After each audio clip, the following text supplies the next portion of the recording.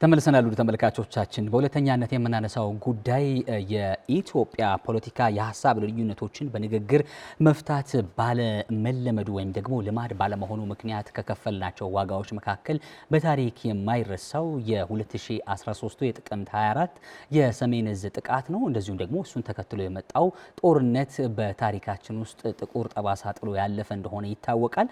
እንግዲህ አምስተኛ ዓመቱ ታስቦ ውሏል። ይህ አምስተኛ ዓመቱ ሲታሰብ ደግሞ መቼም አይደገምም አንረሳውም በሚል መሪ ሐሳብ ነው የተከበረው። ይሄን ሐሳብ ደግሞ ያፍታታን ቆይታ እናደርጋለን። ደረሰ እንግዲህ ቀደም ብዬ እንዳነሳሁትም ይሄ አምስተኛ ዓመቱ ሲዘከር የሰሜን ዕዝ ጥቃት የ2013 ጥቅምት 24 ማለት ነው መሪ ቃሉ መቼም አይደገምም አንረሳውም በሚል ሐሳብ ነው የተከብሮ ወይም ደግሞ ታስቦ የዋለውና አንደኛ መሪ ቃሉ እንዴት ተመለከትከው? እንደገና ደግሞ ትናንትና በስፋት በተለያዩ ሐሳቦችም ሲንሸራሸሩበት የነበረ ዕለት እንደሆነ ይታወቃልና እሱን ጠቅለል አድርገን ብናነሳውና ብንጀምር መልካም። ያው እንዳነሳው ነው የሰሜን ዕዝ ላይ የተፈጸመው አሳዛኝ ጥቃትና ከዚያ በኋላ ደግሞ የተከሰተው በጣም እጅግ አስከፊ የሆነው ግጭት የኢትዮጵያ የፖለቲካ ልዩነቶቻችንን በንግግርና በውይይት ካለመፍታት ጋር ተያይዞ የመጣ ሆኖ አንድም እንዲህ አይነት ነገሮች ደግሞ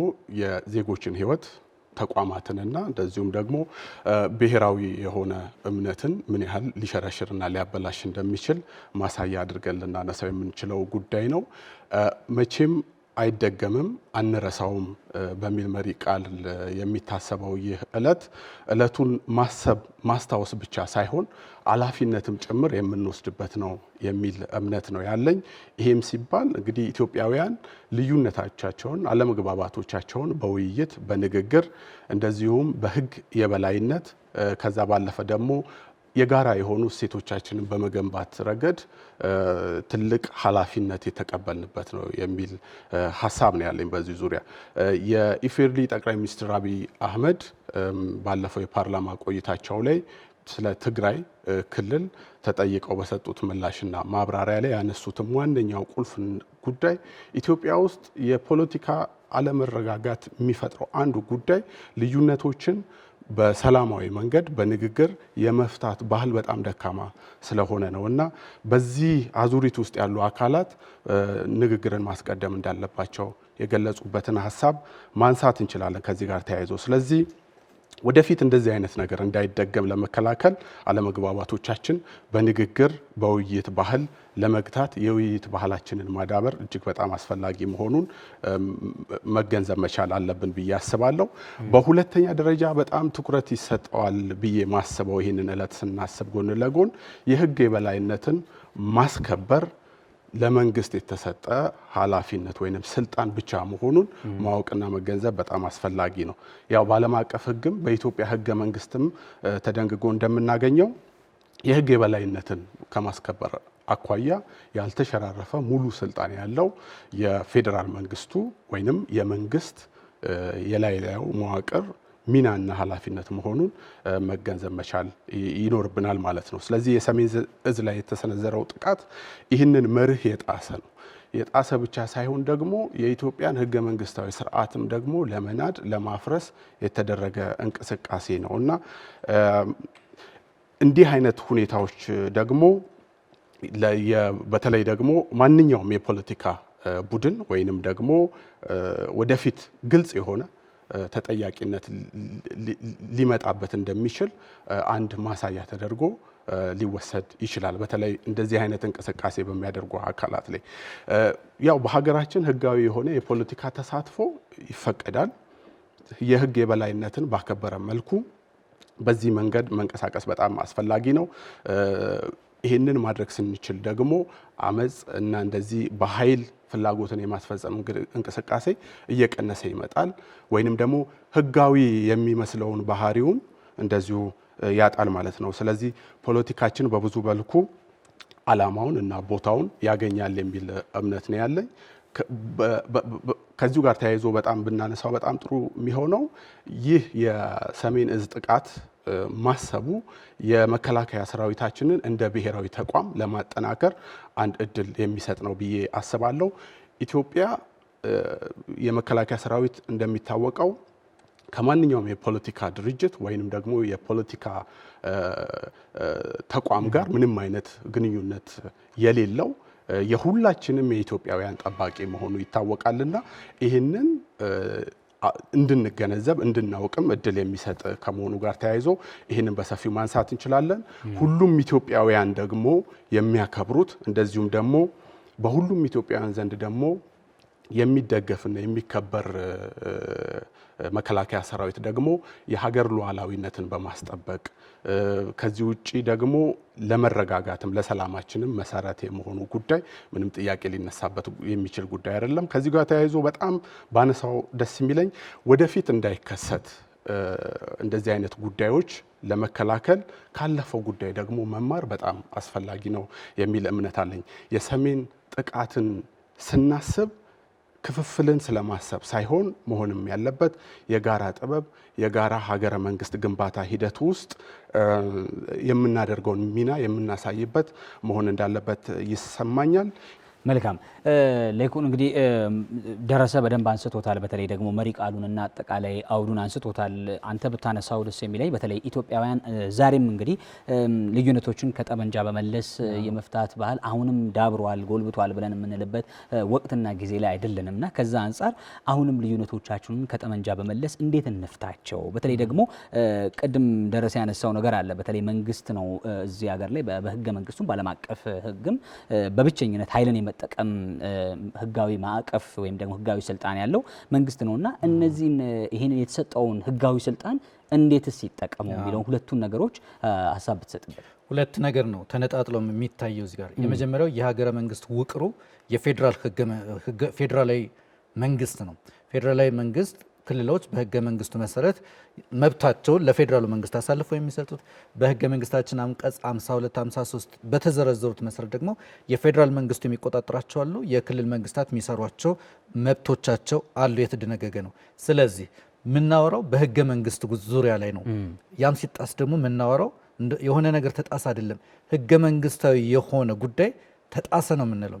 ያ ደግሞ የሀገረ መንግስቱን አጠቃላይ ውቅር የሚበትን ህገ መንግስት ብቻ ሳይሆን ህገ መንግስታዊ ስርዓቱንም አደጋ ላይ ዝም ብሎ የሚባል ነገር አይደለም። በህገ መንግስት የቆመ ሀገር ህገ መንግስቱ ሲነካ ይናዳል ማለት ነው። ያለን ማህበራዊ ግንኙነቶች እንዳለ ሆኖ አንዱ እሱ ነው። ሁለተኛው እንደ ባህል ያሉን አሉ ሊዳብሩ የሚገባቸው በየአካባቢ በየክልሎች አሉ። እሱን ወደዚህ ማምጣት ተገቢ ነገር ነው። ሁለተኛ አሁንም ቢሆን መጨረሻ ዳኛው የዚህ ሀገረ መንግስት ዳኛው ህገ መንግስቱ ነው። ህገ መንግስቱ አለ። ህገ መንግስታዊ ሀገር ነው። የሚፈጠሩ ነገሮችን ወደዛ ማምጣት ያስፈልጋል። በመንግስት በኩል የሚቀርቡ ተደጋጋሚ ጥሪዎች አሉ። ነገር ግን አሁን ኢትዮጵያ ካሉባት ውጫዊ ፈተናዎች ካሉባት አሁንም ይሄ ትውልድ ካለበት ትውልዳዊ አደራ ካሉብን የልማት ጥያቄዎች ካሉብን ደግሞ ካየናቸው ተስፋ ሰጪ የልማት ጅምሮች አንጻር መዋጋት፣ እርስ በርስ መደማማት፣ ወንድሙን መግደል እዚህ ላይ የማይሆነው። ስለዚህ ፈቶ ወደፊት መሻገር መፍትሄ ይሆናል። መሪ ቃሉም ያን ያሳያል። እንግዲህ መለስ ብዬ ለመመልከት እየሞከርኩ ነበር። በተለይ ደግሞ እንደዚህ አይነት ጥቁር የታሪክ ጠባሳ ጥፋት የሆኑ እለቶችን መለስ ብሎ ማሰብ ምንድነው ያለው አንድምታ የሚለውን ነገር ለመመልከት የሞከርኩ ነበርና አንድ 4-5 ነገሮችን መመልከት ይችላል። በተለይ ደግሞ የሚያመጣው ነገር አንደኛው ተመሳሳይ ስህተቶች እንዳይደገሙ በጣም በእጅጉኑ የሚያግዝ ነው። ከዛ ባለፈ ደግሞ ውጤታማ የሆነ ስልትና እቅዶችን ከዛ ስህተታችን ተምረን ለመንደፍ ደግሞ ሌላ እድል የሚሰጥ ነው። በነገራችን ላይ አሁንም በትግራይ ያለው ኃይል እየተገነዘበ ያለው ነገር ከትላንት ስህተትና ጥፋት ተምሮ አዲስ ስልትና እቅድን ማቀድ እንደማይችል እዚህ ያለው ኃይል እያሰበ ተመሳሳይ ስህተቶችን እየሰራ እንደሆነ ትላንት ማምሻውን የኢፌዴሪ ጦር ኃይሎች ጠቅላይ ኤታማዦር ሹም ፊልድ ማርሻል ብርሃኑ ጁላ ከፕሪቶሪያ ስምምነት ጋር በተያያዘም መለስ ብሎ በደንብ ሰፋ ያሉ ሀሳቦችን አቅርበውበታል። ሌላኛው የብሔራዊ ደህንነት ግንዛቤ በስፋት እንዲጨምር ያደርጋል። ህዝቡና ፖሊሲ አውጪዎች ያለፈውን ግጭት ማወቃቸውና ማጥናታቸው ስጋቶችን እንዲረዱ አሁናዊ ስጋቶች ምንድናቸው የሚለውን ነገር ያላቸውን አረዳድ ህዝቡ ያለው አረዳድ የፖሊሲ አውጪዎች ያላቸው አረዳድ በከፍተኛ ሁኔታ እንዲጨምር ያደርጋል። እንዲሁም ደግሞ እንዴት መቆጣጠር ይቻላል የሚለውም የመፍትሄ ሀሳብን በጠረጴዛው ላይ በስፋት እንዲንሸራሸር እድል የሚፈጥር ነው። ጊዜያዊ የሆኑ ቀጠናዊና ዓለም አቀፍ የደህንነት ችግሮችንም በተሻለ መልኩ መገንዘብ የምንችልበትንም እድል የሚፈጥር ነው። ሌላው መስዋዕትነት የከፈሉ ወታደሮቻችንና የተለያዩ ኃይሎች በዚህ የኢትዮጵያ ሉዓላዊነት በማጽናት ሂደት ውስጥ የከፈሉ ኃይሎችን ደግሞ እውቅና መስጠትም ጭምር ነው። በዚህ ሂደት ውስጥ ይህንን ድል ያስመዘገቡ አሉ፣ ዛሬም ያሉ አሉ። ደግሞ በዚህ ሂደት ውስጥ ደግሞ ውድ የሆነውን ህይወታቸውን ሰውተው ደግሞ ይህንን የግዛት አንድነት ያስከበሩና ህግ የማስከበሩን ስራ በትጋት የፈጸሙ ኃይሎች አሉ። ለነዚህ እውቅና መስጠትም ጭምር ነው መለስ ብሎ ማስታወሱ ማለት ነው። ሌላው የሰላም ግንባታ ስራችንንም ደግሞ በእጅጉኑ የሚያግዝ ተደርጎ ሊወሰድ ይችላል። ምክንያቱም ያለፈው ጦርነት የተቀሰቀሰበትን ምክንያት በማጥናት ማህበረሰቡ ወደፊት ሊከሰቱ የሚችሉ ግጭቶችን እንዴት መከላከል እንዳለበት ጭምር ማስተማር የምንችልበት ተግባራዊ የማስተማሪያ ስልት ሆኖ ሊቀርብና ወይም ደግሞ ያለፈው ስህተት እንደ ትምህርት ሆኖ ሊቀርብ የሚችልበትን እድል የሚፈጥር ነው። ግን ከሌሎች ሀገራት አንማር፣ ከዚሁ ከራሳችን ነው የምንማረው። ከራሳችን ነው ካለፈው ስህተታችን ካለፈው ችግራችን የምንማርበት ነው። የጦር ትምህርት ቤቶችም ይህንን እንደ ማስተማሪያ ኬዝ ስተዲም ወስደው የሚያስተምሩበትን እድልም ጭምር የሚፈጥር ነው። ግን እንደው የተወሰኑ ነጥቦችን አንስቼን ጉዳይ በንዘጋው በተለይ የኢፌዴሪ ጦር ኃይሎች ጠቅላይ ኤታማዦር ሹም ፊልድ ማርሻል ብርሃኑ ጁላ ማምሻውን ያነሱት ሀሳብ አለ። በተለይ ስለ ፕሪቶሪያው ስምምነትና ከዚያ በኋላ ህወሓት ስላደረጋቸው ትንኩሳዎች ያነሷቸው ሀሳቦች አሉ። ምናልባት እሱ ላይ አንዳንድ ደቂቃ ሰጥቻችሁ ሪያክት ብታደርጉበት ወይም ሀሳብ ብትሰጡበት ደስ ይለኛል። በተለይ ህወሓት ዛሬ ላይ እያደረገ ያለው ነገር 2013 ዋዜማ ላይ የተደረጉ የነበሩ ነገሮችን የሚያስታውስ አይነት ተግባራቱን እየከናወነ እንደሆነ ይታወቃል። በተለይ ደግሞ አክሱምን እንደ ጦርነት መጎሰሚያ ቦታ አድርጎ እያነሳ ነው የሚገኘው። ከኤርትራ ጋር ጽምዶ የሚል ጥምረት ፈጥሮ ድንበር ጥሶ ግንኙነት ማድረግ ቀጥሏል። ይሄ የፕሪቶሪያው ስምምነት አካል አይደለም። ይህንን ማቆም አንዱ ስለሆነ በተለይ ደግሞ በተሃድሶ ስልጠና ወስደው ወደ ህብረተሰቡ የተቀላቀሉ ኃይሎችን መልሶ ወደዚህ የማሰባሰብና የማሰልጠን ስራዎችን እያደረገ ነው የሚገኘው። ተፈናቃዮችን አሁንም በተመሳሳይ መልኩ ለተመሳሳይ ዓላማ በድጋሚ እየተጠቀማቸው ነው የሚገኘው የሚል ሀሳቦችን አንስተዋልና ከዚህ ነገሮች ምን ትገነዘባላችሁ? ምንስ ነው እንደ ሀገር ከዚህ በኋላ ማድረግ ያለብን? በትግራይ ውስጥ ያለው ህዝቡ አለ፣ የትግራይ ልሂቃኖች አሉ፣ በኢትዮጵያ በአጠቃላይ ደግሞ የተለያዩ ምሁራኖችም ደግሞ አሉ። ምንድነው መደረግ ያለበት? አንዳንድ ደቂቃ እንውሰድና እናንሳ። የትግራይ ህዝብ ይህንን ጉዳይ በደንብ የተገነዘበው ይመስለኛል። ቀደም ሲል ያነሷቸው ዋነኛው ጉዳዮች ቀደም ሲል የተፈጠሩ ጉዳዮችም ማንኛውም የፖለቲካ ኃይል ልዩነት ካለው ልዩነቱን በንግግር መፍታት የሚችልበት አውድ አለ አሁን በተጨባጭ ሁኔታ እና ይህንን መጠቀም በጣም ጥሩ ነው ብዬ አስባለሁ። ከዛው መለስ ያሉ እንቅስቃሴዎች ከሌላ ሉዓላዊ ሀገር ጋር የሚደረጉ ግንኙነቶች በተለይ ከፌዴራል መንግስቱ እውቅና ውጭ የሚደረግ ማንኛውም እንቅስቃሴ ቀደም ሲል እንዳነሳ ነው ያን የተቀመጠውን የህገ መንግስት መሰረታዊያን አለማሟላት በዛም ያለመመራት ችግር ነው ማለት ነው። ስለዚህ እንደዚህ አይነት ጉዳዮች ወዴት ነው የሚወስዱን የሚለው ጉዳይ በተጨባጭ ከዚህ በፊት ያየነው ጉዳይ ነው።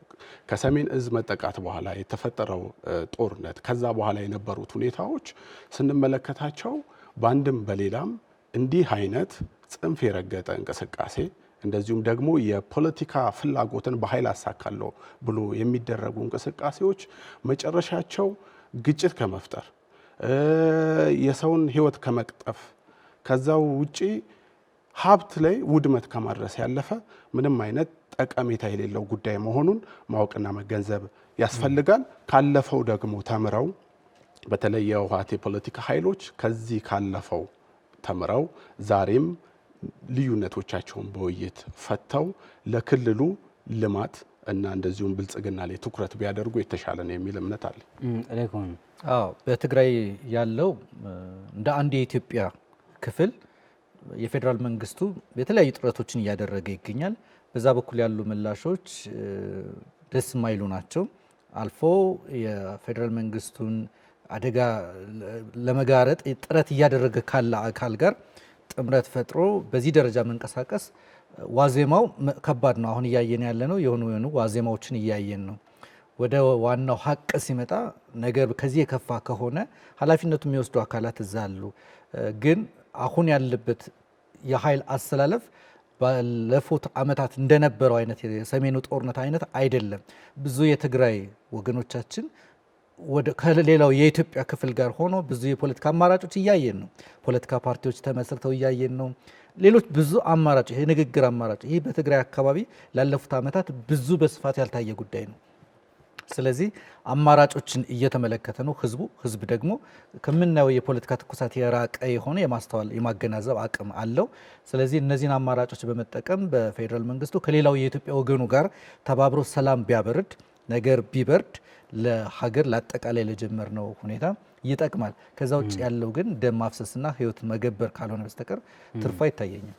መልካም እንግዲህ ህግና ስርዓት አሁንም መከበር መቻል አለበት። ህግና ህገ መንግስታዊነትም ደግሞ በዛው ተከብሮ መቀጠል መቻል አለባቸው። ማንኛውም የፖለቲካ ልዩነትና የሀሳብ ልዩነቶች ደግሞ በውይይትና በጠረጴዛ ዙሪያ በሚደረጉ ንግግርና ድርድሮች ሊፈቱ ይገባል እንጂ ጦርና ጠመንጃ ሊያማዝዙን አይገባም። አሁን ግን ከዛ የተሻገሩ ጉዳዮችን እየተመለከትን ነው የምንገኘው። ድንበር ተሻግሮ ከሌላ ሀገር ጋር ሉዓላዊ ሀገራት የሚያደርጉት አይነት ግንኙነቶችን የመመስረት አካሄዶች ግን የፕሪቶሪያ ስምምነት አካል ባለመሆናቸው ይህንን እያደረገ ያለው ኃይልም ሊቆጠብ ይገባል። ህዝቡም ደግሞ በቃ ሌላው በነገራችን ላይ ፕሪቶሪያ ስምምነት ባይኖር ይህ ህገ መንግስታዊ ነው።